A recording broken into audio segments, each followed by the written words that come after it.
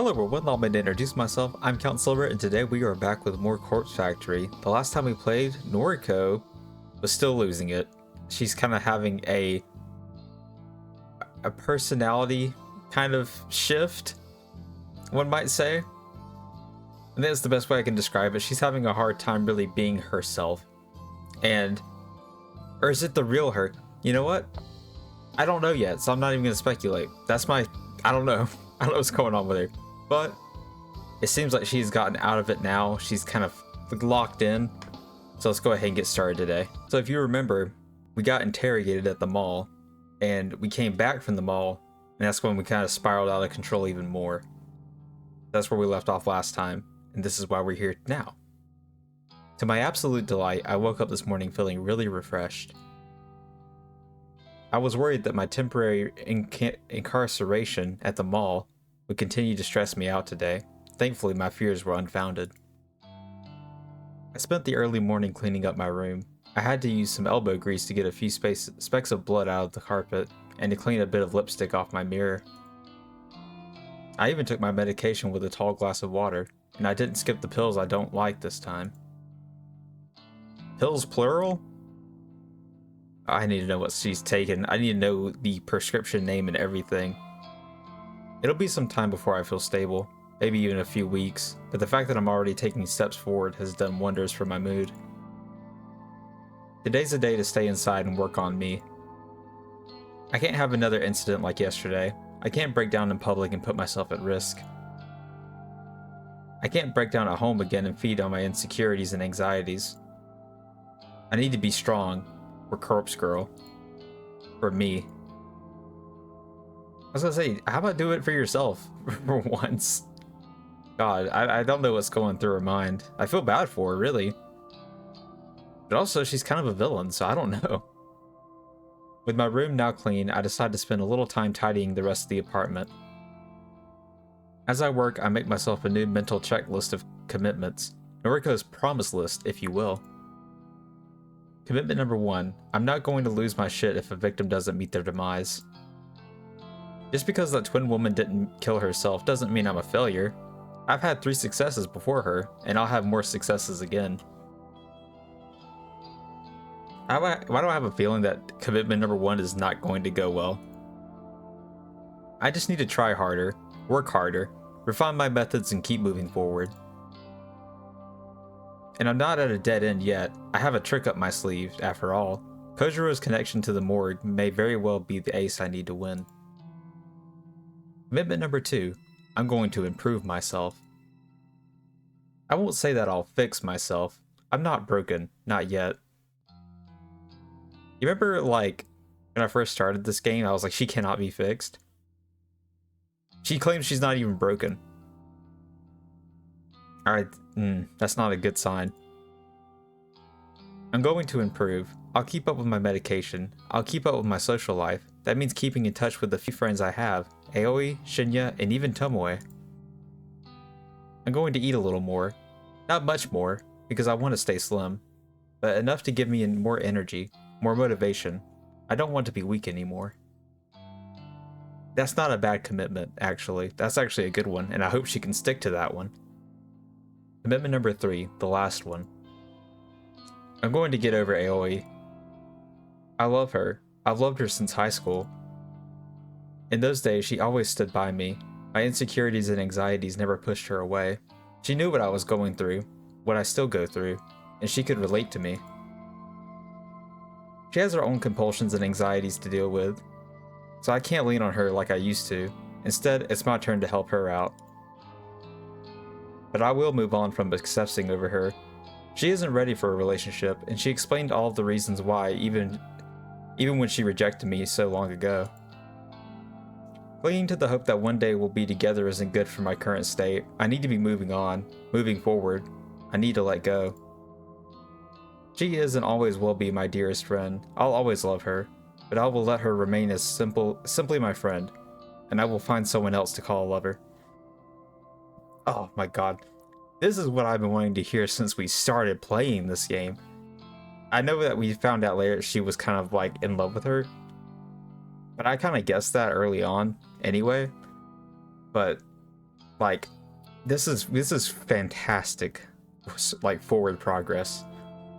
I don't know what happened. Maybe she needed that breakdown. That's maybe what she needed. I was gonna say, like, she really wants to get caught, but maybe she needed that wake-up call. I hope she finds someone who will truly love her. I do. This last commitment makes me feel like a weight has been lifted off my chest. Instead of obsessing over Aoi, spending countless nights lying in bed looking at her photos, thinking about her at odd hours of the day, this one's not healthy. Instead of all that, I'll be able to move on. Even if it takes some time, I'll find someone who wants to be with me. There are plenty of fish in the sea, as they say. Ah, Noriko, you're thinking. She's using her brain. Or like, this is like the second time maybe she's done that since we started playing the game. I can't say there's anyone in particular I have my eye on just yet. My social circle is pretty limited after all. Shinya is a guy I'm simply not interested in. There's no spark there, and there never will be. Tomoe, as irritating as I find her, is oddly alluring to me. Oh. I don't like her clothes, or makeup, or the whole aesthetic she has built for herself. But some part of me would kill to spend a passionate night with her. Hey, yo. Then there's Kojiro, that weird, awkward, strange alien creature that I just can't wrap my head around. Don't go after Kojiro. Okay, please, for the love of God, I'm begging you, don't go after Kojiro. He said I'm gorgeous. He really said that. But he's too weird. I feel like he's the kind of guy that would stalk you and stab you if you ever broke up with him. For now, I can't think of anyone I would seriously pursue, but I'll give it some time. I have all the time in the world. Yeah, you know, honestly, you're really, like, threading the line by giving him the assumption that he has a chance. You know, I'm not one to get into people's love lives and tell them what to do, but I will say this. Don't string people along when it's convenient for you, because that will get you in a lot of trouble. I find myself smiling as I finish tidying up the apartment. Having a nice, clean place to live really does help to lift the spirits. Unfortunately, I still haven't managed to get rid of that lingering scent of mold that's always wafting around. It's a musty odor that seems to be ingrained in the very walls of the apartment building, for at least as long as I've lived here.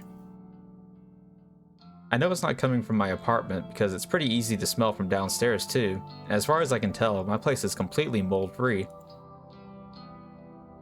I might not be the best at cleaning, but if nothing else, I keep disgusting mold out of my home. Still, the occasional odor aside, my place is clean and cozy now. I lay down on the couch and stretch my body, letting my taut muscles stiffen and then relax. The day is still early, and it feels good that all my chores are already complete. The icing on the cake is the fact that Corpse Girl has 2 new requests sitting patiently in her inbox. I logged in earlier and saw them, but decided to sort out my cleaning first. Priorities, I respect that. Sorry, I had to take a sip. I got some coffee today. I'm feeling a little crazy, a little adventurous. Now I can reward myself by spending the rest of the day working on the new request. I can hardly contain my excitement at the prospect. 2 requests to work on is better than what I could hope for, and I'm sure at least one of these new victims will fall. My positive attitude will go a long way to ensure my success this time. Let's get riled up, let's get excited. At least one of the 2 is gonna die. Unable to restrain myself anymore, I snatch up my laptop from its charging point next to the couch. I flip open the lid and gaze at the photos that I downloaded earlier. My 2 new victims, fresh blood. Now this guy, woo! I don't know what he did, but he's guilty. Sorry to all my bald people out there, but he looks like he's done something wrong. The first is an older male, maybe in his 50s, typical businessman type. He might as well be a clone of every other nondescript man you see on the subway, at the supermarket, on TV. If I had to guess, I'd take a leap and say his miserable wife wants him out of the picture. Maybe she's unhappy with their finances, or she's having an affair, or she's just tired of his clone face and his clone personality. Regardless, someone wants this unremarkable man removed from the face of this unremarkable world. The second victim is much, much more interesting. Hey, yo? Two things strike me as noteworthy about this photo. Firstly, the cleavage, of course. Oh my god, Noriko is such a perv. Secondly, the image is a photograph of a photograph. Someone has snapped a picture of an actual physical photo and uploaded it to the site. The photograph is in good condition, as though its owner values it above all else. A signature is scribbled across it in white ink. There's probably some like idol that they love, and they probably were like, sorry, I can't love you, I love everyone, I'm an idol. And they got pissed, and they were like, oh, you're gonna die. It's an autograph photo of someone who is perhaps moderately famous. I don't recognize the woman in question, and the signature is such a mess that I can't make out even a single kanji in her name. Yeah, this is just a heart with scribbles and a smiley face. Regardless, I would be willing to bet that a disgruntled fan is requesting her death. That's what I was saying. If she's an idol, or a singer, or an actor, it wouldn't be unheard of for something like this to happen. A fanboy gets to meet her a few times, they shake hands at events, whatever. He asks her out, and she politely declines. And then the obsession begins. If the fanboy can't have her, no one can. Kill her. Kill her! Well, that's the theory I slowly pieced together as I examined some of the finer details of the photo. The reasons behind the request don't matter. They never matter. I'll kill them all the same. I'm going to work on the I'm going to work on the woman's photo first. I'll timestamp her photo with tomorrow's date and send it to her this afternoon. That should give her about 24 hours to give up on life and light herself on fire. But good lord. Maybe I'll do the same with the businessman. I'll give him a time step set 24 hours from when I send the photo. It would be kind of fun to schedule 2 deaths to occur around the same time. It would make tomorrow a very exciting day. Don't you have work tomorrow? With my goal set, I load up the database of the deceased and get to work. I wouldn't be checking my phone at work. Oh, it's like already it's like already evening. I assume that she got through work okay. I'm rather proud of myself today. During my morning routine, I made sure to take my medication, in the correct doses, and I even washed it down with water. I didn't even interfere with my strict schedule. I still managed to catch the usual train, I got to the convenience store at the usual time, and I arrived at the office without a hitch. If I can keep up this dedication, this commitment to improve myself, I know I can be stronger than ever, strong enough to fulfill Corpse Girl's ambitions. I greeted both Shinya and Tomoe when I came into the office, and even made small talk for a few minutes. She's getting better. She just flipped a switch. She was just like, you know what? I'm better now. She's just, I have healed. And thus she has. Since the days have nearly ended now, I'm going to make an effort to chat with them again before heading home. Being social will help me get through this. That's what Aoi used to tell me, anyway. At least before she stopped being social herself. It's about 5:45 p.m. and although both of my latest victims should have killed themselves by now, I don't feel the need to obsessively check for their obituaries. But what happens when the one does kill herself? You know what I mean? Or like themselves. Like, what do they do then? Does it make... I genuinely wonder. Does it make any difference? I have a news alert set on my phone, of course. If it uncovers anything, I'll be notified. But even if it doesn't, I won't stress out. I'm playing it cool. Cool, stoic, unflinching Noriko. The drone in the office always reaches its nadir at this time in the evening. I don't know what that means. It's actually quite pleasant being able to sit in a quiet environment and feel the soft breeze of the air conditioner against my skin. I like to take this time to slowly pack away my things and get ready for the journey home. As I take off my headphones and stretch my arms, Tomoe approaches me with a spring in her step. Yo, what up, slut? Oh my god, that is aggressive. So back up. Start over. About a week ago, I would have taken Tomoe's greeting as an insult. Now that I know her a little better, I can tell she's actually just being affectionate. Despite any differences we might have had once, She really seems to have warmed up to me lately. Hello. How did your day go? Yo, what up, slut? Hello. How are you doing today? What a response. You know, same old. What about you? It went well, thanks. Good to hear. You know, Shinya and I are supposed to go out tonight, but... But? Hmm? Oh, what's wrong? Hasn't he seemed, like, kinda off today? He's been off for the past week, probably. He can barely look me in the eye. I know why. I know why. It's my theory that I mentioned before. I think the higher up is doing inappropriate things with him. Really? I spoke to him this morning. He seemed okay. You don't reckon he's seen another woman, do ya? I guarantee you not on purpose. Another woman? Why would he want to look at another woman? Look at you. I mean, no offense. I know Noriko said it wasn't her type, but you know, she's pretty. Some fragment of a memory, some glimpse of a murky recollection flutters around the corner of my mind, just out of reach. Shinya and another woman. Something is on the tip of my tongue, but I can't quite formulate my thoughts. Shinya isn't the type to cheat, though, so I don't know. You know, yeah, I don't think he would purposely do it. Not saying he wouldn't do it. Cheating? No, Shinya wouldn't do that. He was so nervous when he spoke to me about being pressured into sex. Oh, that's it. The memory that was flitting? Or, I guess it's flitting, I don't know. Around the edges of my consciousness has come into the light. Shinya spoke to me, quote-unquote hypothetically, about being pressured into sex. He said Tomoe wasn't the one pressuring him, so who was he talking about?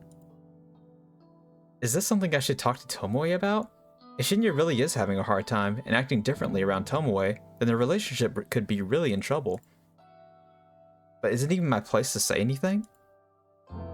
Shinya spoke to me in confidence. He's my friend. He is?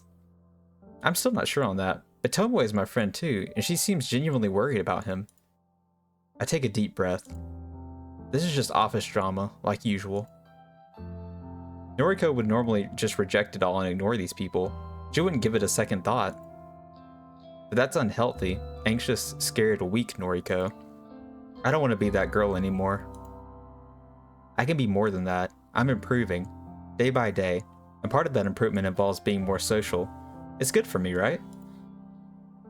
Shinya and Tomoe are my friends. People want their friends to be happy. That's normal. That's normal. That's normal, right? I think so. Therefore, I want them to be happy. Together. I swallow hard and speak my mind. Tomoe, I think that Shinya may be involved with another woman. Oh wow. That is a hard pill to swallow. It's a hard pill to let out. I think that I don't know what I would say because I don't have we don't have like proof of that. But I guess we just tell her what he told us and then, you know, go from there. I don't want to see her like break down in the office though. What? Are you serious? Listen though, it's not exactly how it sounds. He came to me a little while ago and asked what to do if someone pressured him into sex. I know that you're not the one he was referring to, so... That's why I asked you about that Friday. Or was it Friday? I think he may be in trouble. I think someone else might be forcing him to do something he doesn't want to do. What the fuck? He spoke to you about it, but not me? I think he knew. Okay, I'm gonna say this. I think it's because he knew you'd react this way. To be fair. Tomoe, he seemed really depressed about it. I think he wanted to resolve the situation without having to worry you. Yeah, and plus you're like his girlfriend, and like if you told your girlfriend, hey, someone is pressuring me into sex and I'm giving it to them, I don't know if he's actually giving it to her or not. But I'm saying like, regardless, they might potentially get mad at you, and nobody wants that. Calm down, girl. Calm down. Yeah, I get what you mean, but who the hell is trying to seduce him? I have a suspicion. I'm afraid I have no clue about that. Sorry. Okay, that's fine. Thanks for telling me this anyway. Now at least I know something's up with him. I'm gonna speak to him. I'll make him cough up what's what. I got a feeling you could do it. Are you sure that's the best thing to do? Yeah, because I'll let him know that I'll take care of everything. If some bitch is putting the moves on my Shinya, I'll smack him into the ground. What a queen. Of course. I don't know why I ever doubted you. Exactly. Tomoe grins, despite her obvious frustration, and gives me a thumbs up. Thanks, gang. I'll keep you updated. Thanks, girl. Okay, good luck. She spins on her heel and leaves me behind. I think I did the right thing. Surely Tomoe will get to the bottom of the situation. I watch as she wanders over to Shinya's desk. They exchange a few words that I can't hear from my position. Tomoe then leaves, and Shinya sluggishly lowers his head to rest against his desk. Now that Tomoe has left the office, only a handful of stragglers remain on this floor, myself and Shinya included. I find myself watching Shinya for more than a few minutes. He doesn't seem to notice my gaze is locked on him. A few more of my coworkers take their leave, and an eerie quiet descends upon the empty office floor. I remain in my chair, staring intently at Shinya's distraught face. We're the only ones still here. He doesn't show any signs of moving. It's kind of unnerving to see him like this.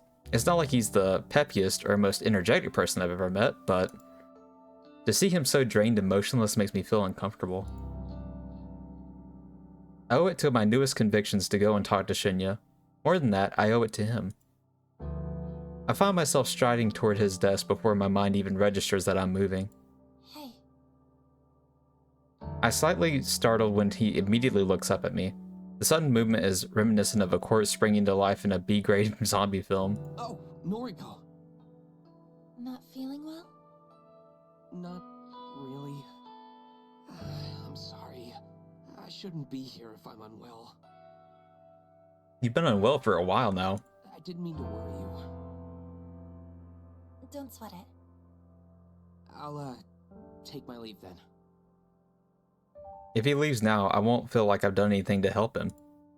As awkward as it feels to pry into his personal affairs, I need to dig deeper if I'm going to try and help him feel better. But what should I even say? This is another part where we save before we continue. Okay, so we know the second part is just not true, right? I assume. I feel like I assume this decision does have consequences. So I feel like tell me what's wrong is just the right thing to say. Tell me what's wrong. I don't expect my blunt words to get through to him. I don't expect anything, really. I'm not used to confronting people about the shit they're facing in their personal lives. I'm usually content to simply sit on the sidelines and watch. No need to worry. I'll be okay. He tries to smile, but his composure cracks under the weight of his blatant lie. I quickly try to piece together what I know about his current situation. Based on the slivers of information I've been drip-fed, I'm certain that someone has been sexually assaulting him. Jesus. At the very least, someone has been trying to force him into doing something he doesn't want to do. I don't know who that person could be. It could be someone from the office. It could be someone from his private life. I'm confident that it's not Tomoe. Shinya isn't the kind of person to ever stand up for himself, and he's probably not the type of person to speak up when he's feeling down. But his recent composure reveals volumes about how he's truly feeling. Whatever the situation is, it's painfully obvious that Shinya is a victim. Whatever is happening in his life is not his fault, and he's too proud or stoic or embarrassed to seek help, even from his own girlfriend. If I don't put one foot forward and cut to the chase, chances are Shinya will never build up the courage to ask for help before it's too late. Someone is sexually assaulting you, right? Yeah, say it. He doesn't say anything. He doesn't even flinch, which I have to give him credit for. This is a guy that couldn't keep from blushing the last time the word sex was mentioned around him. Yes. Okay. His calm response and even calmer demeanor divulges his inner turmoil. I see. I don't know what to say next. I see. Probably wasn't the best starting point, but I am truly at a loss for words. He confessed so readily, and I expected more resistance. Can you tell me who it is? I can't tell anyone. Oh god. Not you. Not Tomoe. It's okay, Shinya. I already know who it is. Noriko may not know, but I know. I can't even tell my father, and he's a detective. A powerful authority figure. Now this detective, was he the same one that interrogated me at the mall? Because I'm genuinely curious. There's nothing I can do. I'm trapped. I'm sure it's because he's probably like, if I say something, I'm gonna get fired. I imagine. And he's gonna be, you know, unemployed. Which is not great to be. That's not a great situation to be in. Trapped. It's a feeling I'm all too familiar with. It's a feeling shared by countless victims. Not that Shinya and I have ever gone through the same trauma. A part of me can't help but wonder if that feeling of helplessness is what helplessness is what flashes through the minds of my own victims. Actually, I don't have to wonder. I know it to be true. The realization makes me feel simultaneously queasy and satisfied. What will happen if you tell someone? I don't know. If the truth comes out, I could lose my job. I could lose Tomoe. I don't think you have to worry about that because Tomoe will probably get it out of you regardless. I don't think she's gonna blame him for it. She's like pissed at the person who's trying to touch him. His job. Then as somebody we work with, somebody in this very office has been taking advantage of Shinya. I mean, you know, this is a terrible situation, but you can call me a genius because I called it. It's somebody here then. I speak my thoughts aloud and he looks directly at me. How? What do you mean, how? You're worried you'll lose your job if you come forward. It's obvious. Yeah, Shinya, you're not, for all the detective stuff you be watching or listening to or reading, you don't really replicate that to real life. Sorry. I'm not trying to sound rude. If this person found out you came forward, you'd lose your job. Then it's someone in power. A manager. An exec. Who is someone that we've met before that we know would be in a higher position? And that's why you can't tell me. Someone who we've seen, actually. That's right. I nod. I can see the predicament. So, you don't have to say another word to me. Huh? It wouldn't be your fault if I stumbled upon someone assaulting you. It wouldn't be your fault if I was around to witness it. Oh, she's a genius. Noriko. A gleam of resolution sparkles from deep within Shinya's cloudy eyes. It's almost as if he's come up with a brilliant scheme, a scheme that I had not so subtly planted within his mind. Shinya takes a deep breath before collecting his bag. I'm taking the elevator up to the executive offices. Please don't follow me. With that, he gently pushes me past me and makes a beeline for the elevator. As the doors close behind him and the familiar thrum of the elevator pans out around me, I stand still and close my eyes. I count to 100 in my head, giving Shinya a generous head start. The sun dips behind the office towers in the distance while my eyes are closed. When I finally finish counting, I open my eyes to a dark and empty office. With a deep breath, I walk in the traces of Shinya's footsteps towards the elevator. Oh shit. I think we should stop right there for today. I think we're gonna pick up on this on the next time. And oh boy, am I ready to clap someone's face when the time comes. Oh boy. I am excited. This is not a good situation, but I am ready for justice to be served. That is for certain. With that being said, guys, thank you for being here. Thank you so much for watching. As always, I love and appreciate every single one of you guys. We will continue this on the next go around, and I cannot wait to play more for you. And with that being said, guys, once again, love and appreciate you. And this has been Obediently Yours, Count Silver, signing off.